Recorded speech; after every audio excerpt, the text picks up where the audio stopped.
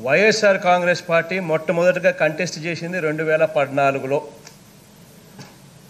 67 మంది శాసనసభ్యులు వైఎస్ఆర్ కాంగ్రెస్ పార్టీ. జగన్మోహన్ రెడ్డి అనే వ్యక్తి వైఎస్ఆర్ కాంగ్రెస్ పార్టీ అధ్యక్షుడు. జగన్మోహన్ రెడ్డి అనే వ్యక్తి ఇదే శాసనసభలో ఇక్కడే అపోజిషన్ పార్టీ లీడర్గా అక్కడ ఉన్నాడు. జగన్మోహన్ రెడ్డి అనే వ్యక్తి ఈ 5 సంవత్సరాలలో విలువలకు ఏ స్థాయిలో పాటించాడు అని చెప్పడానికి సాక్షాత్తు ఆంధ్ర రాష్ట్రం యావత్తు చూసింది. అధికారంలో ఉన్న చంద్రబాబు నాయుడు గారు ఆ రోజు 2014 నుంచి 19 దాకా ఇక్కడే ఉన్నారు. ఈ 5 సంవత్సరాలలో చంద్రబాబు నాయుడు గారు ముఖ్యమంత్రిగా ఉన్నప్పుడు తెలుగుదేశం పార్టీ ఇదే శాసనసభలో ఏ రకంగా చట్టాలను తూట్లు పొడుస్తూ, ఏ రకంగా ఎమ్మెల్యేలను సంతలో పశువులు కొన్నట్టుగా కొన్న పరిస్థితులు, కొనిన తర్వాత ఏ రకంగా స్పీకర్ పదవిని దుర్వినియోగం చేస్తూ కనీసం వాళ్ళను డిస్క్వాలిఫై చెయ్యని విధానాన్ని, తర్వాత అందులో నలుగురిని ఏకంగా మంత్రులుగా చేసి ఆ మంత్రులుగా కూడా కూర్చోబెట్టుకున్న పరిస్థితులు, ఆపోజిషన్ బెంచెస్లో అక్కడ కూర్చోవలసిన వాళ్ళు 23 మంది ట్రెజరీ బెంచ్లో ఇక్కడ కూర్చున్న పరిస్థితులు, ఇవన్నీ కూడా ఇదే చట్టసభలో ఇక్కడే జరిగాయి. ఇటువంటి పరిస్థితులు, ఇటువంటి ముఖ్యమంత్రి, అటువంటి స్పీకరు, అటువంటి ముఖ్యమంత్రి ఉన్న ఆ చట్టసభ కాకుండా ఈ చట్టసభలో జగన్మోహన్ రెడ్డి అనే వ్యక్తి ముఖ్యమంత్రిగా ఇటువైపునున్నాడు, మంచి స్పీకర్గా మీరు అటువైపున మిమ్మల్ని దేవుడు దయతో నేను కూర్చోబెట్టగలిగాను.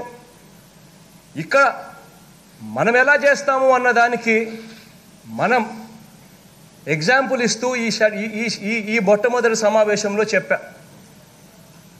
23 మంది శాసనసభ్యులు ఉన్న అదే చంద్రబాబు నాయుడు గారికి నేను కూడా చంద్రబాబు నాయుడు గారి మాదిరిగానే ఆలోచనలు చేసినట్టే చంద్రబాబు నాయుడు గారి ప్రతిపక్ష హోదా స్టేటస్ కూడా వచ్చి ఉండేది కాదు, అలా ఉండేవాడు అక్కడ కాదు. అవునయ్యా, నీకు తెలియకపోతే తెలుసుకో వాస్తవాలు. నేను కూడా నీ మాదిరిగానే ప్రలోభాలు పెట్టినింటే, నేను కూడా నీ మాదిరిగానే మంత్రి పదవులు ఇస్తా రెడీగా కానియండి అని అంటే, నేను కానీ డోర్ తెరిస్తే నేను నోట్లో నుంచి మాట చెప్పడం లేదు, ఎంతమంది టచ్లో ఉండాలని చెప్పి సంతోషపడండి.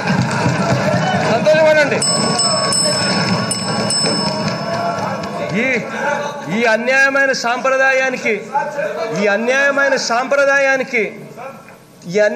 సాంప్రదాయం కొనసాగకూడదు అని, చట్టసభలో ప్రతిపక్షం అన్నది ఉండాలని, ప్రతిపక్షానికి సంబంధించిన ఎమ్మెల్యేలు కొనసాగాలని, చంద్రబాబు నాయుడు గారికి ఇంకా ఆ స్థానంలో కూర్చోబెట్టే పరిస్థితి క్రియేట్ చేయడం కోసం టోటల్గా సిచ్యువేషన్ మారాలని చెప్పి, కొత్త సాంప్రదాయం రావాలని, మంచి సాంప్రదాయం రావాలని చెప్పి ఏకంగా ఇక్కడ నుంచి మంచి చేసే దిశగా, మంచి చెప్పే దిశగా మాట్లాడుతూ ఉంటే, దాన్ని కూడా ఏ రకంగా వక్రీకరిస్తూ, దాన్ని కూడా ఏ రకంగా అన్యాయం మాటలు మాట్లాడుతూ ఉన్నారో సాక్షాత్తుగా ఇక్కడ చూస్తూ ఉన్నాం. అధ్యక్ష, నేను ఇంతకుముందు ఒక మాట చెప్పా. 23 మంది శాసనసభ్యులను వైఎస్ఆర్ కాంగ్రెస్ పార్టీ తరపు నుంచి కొనుగోలు చేశారు. 3 ఎంపీలను వైఎస్ఆర్ కాంగ్రెస్ పార్టీ తరపు నుంచి ప్రలోభాలు పెట్టి తీసుకున్నారు. చివరికి ఏం జరిగింది? పైన దేవుడు ఉన్నాడు, ప్రజలు ఉన్నారు. దేవుడు ప్రజలు ఏ స్థాయిలో గుయ్యి అనిపించే మాదిరిగా కొట్టారు అన్నది,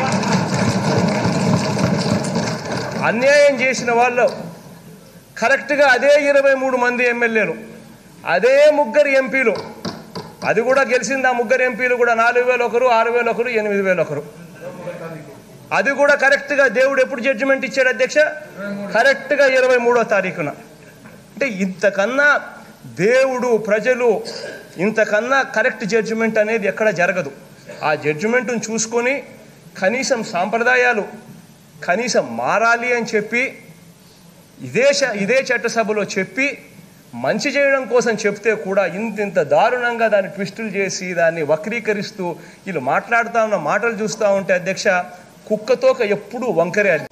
ఈరోజు వాస్తవంగా అయితే చిన్న కాంట్రవర్సీ కూడా లేకుండా మీ యొక్క ఎంపిక ఏకగ్రీవంగా చేసుకున్న సందర్భంగా అందరూ శుభాకాంక్షలు తెలియజేసి ముందుకు పోవాల్సిన సందర్భం అధ్యక్ష. కానీ తొలి ప్రసంగంలోనే ముఖ్యమంత్రి గారు మాట్లాడిన విషయాలు కానీ, సభ్యులు మాట్లాడే విషయాలు కానీ అడుగడుగునా ప్రతిపక్షాన్ని కించపరిచే విధంగా, ఏదో ఇప్పుడు వారు మాట్లాడుతూ ప్రజలు ఇచ్చిన స్థానం అధ్యక్ష వారికి కానీ మాకు కానీ ఆ విషయం మర్చిపోతున్నారు. మేము కూడా రాజకీయాల్లో మీరు చరిత్ర మర్చిపోతే ఎవరేం చెప్పలేరు, కానీ మీది కూడా ఒక రాజకీయ కుటుంబం. మీ తండ్రి గారు కూడా ముఖ్యమంత్రి అయ్యారు, ఆయన కూడా పార్టీలో ఉన్నారు. ఆయన కూడా ఏ విధంగా వచ్చే 78 నేను ఫస్ట్ టైం ఎమ్మెల్యే అయినప్పుడు అధ్యక్ష, ఆయన రెడ్డి కాంగ్రెస్లో గెలిస్తే 4 రోజుల్లో మళ్ళా పార్టీకి వచ్చేస్తే బాటా శ్రీరామూర్తి గారు ఎంత విమర్శించారంటే మీకంటే ఘాటుగా విమర్శించారు జగన్మోహన్ రెడ్డి గారు. ఒక్కసారి ఆ చరిత్ర ఒకసారి చూసుకోండి. అక్కడి నుంచి ప్రారంభమైన చరిత్ర అదే ఒప్పుకోండి. మీ తండ్రి చేసిన తప్పని ఒప్పుకోండి, చెప్పండి. తండ్రికి తగ్గ తనయడని చెప్పుకుంటున్నారు కదా మీరు. ఆ విషయాలే చరిత్ర ఎవరు మార్చలేం కదా, చరిత్ర ఎవరు మార్చలేము. ఆ విషయం మీరు గుర్తుపెట్టుకోవాలి. అదే మరి అధ్యక్ష, చరిత్రలో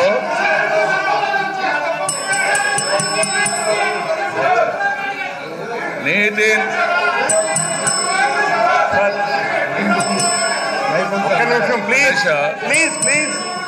చంద్రబాబు నాయుడు గారు, నేను ఎవరిని కించపరచాలని లేదు. At the same time record straighten కావాల్సిన అవసరం ఉంది అధ్యక్ష. ఒక్క నిమిషం అధ్యక్ష. సీఎం గారు అధ్యక్ష మీరు మాట్లాడండి. ఇది నిజంగా చంద్రబాబు నాయుడు గారు చెప్పే మాటలు వింటా ఉంటే ఎంత దారుణంగా ఉన్నాయి అనంటే, ఎందుకయ్యా మర్డర్ చేశావు అని చెప్పి, ఎందుకయ్యా హత్య చేశావు అని చెప్పి ఎవరినైనా అడిగితే, ఆ హత్య చేసిన వాడు గతంలో చాలా హత్యలు జరిగాయి కదా, ఎప్పుడో 10 ఏళ్ల కిందటనో 20 ఏళ్ల కిందటనో 30 ఏళ్ల కిందటనో జరిగాయి కదా అని చెప్పినట్టుగా ఉంది.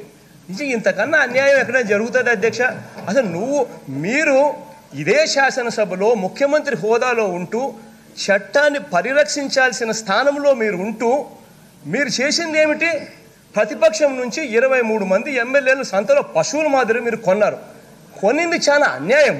కొనిన తర్వాత స్పీకర్ చైర్ను అబ్యూస్ చేస్తూ వాళ్ళని డిస్క్వాలిఫై కాకుండా వాళ్ళని ప్రొటెక్ట్ చేసినారు. అది ఇంకా అన్యాయం.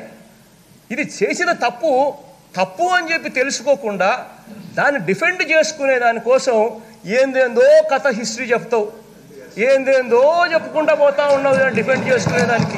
అసలు చేసింది తప్పు, చేసింది అన్యాయము అనేది కాకుండా నువ్వు ఏందేందో చెప్పుకుంటూ పోవడం అనేది ఎంత పడుకు ధర్మమో నాకైతే అసలు ఆశ్చర్యంగా ఉంది ఈ మాటలు వింటా ఉంటే అధ్యక్ష. ఇదే చంద్రబాబు నాయుడు గారి గురించి తన సొంత కూతురునిచ్చిన మామ ఎన్టీ రామారావు గారు అన్న మాటలు నేను ఒక్కసారి నేను ఇదే టీవీలో ప్లే చేసి చూపిస్తాను అధ్యక్ష, మీరు అవకాశం ఇస్తే. ఇదే చంద్రబాబు నాయుడు గారిని గురించి సొంత కూతురునిచ్చిన మామ ఎన్టీ రామారావు గారు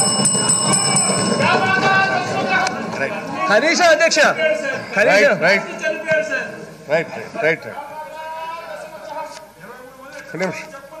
ఒక్క నిమిషం ప్లీజ్.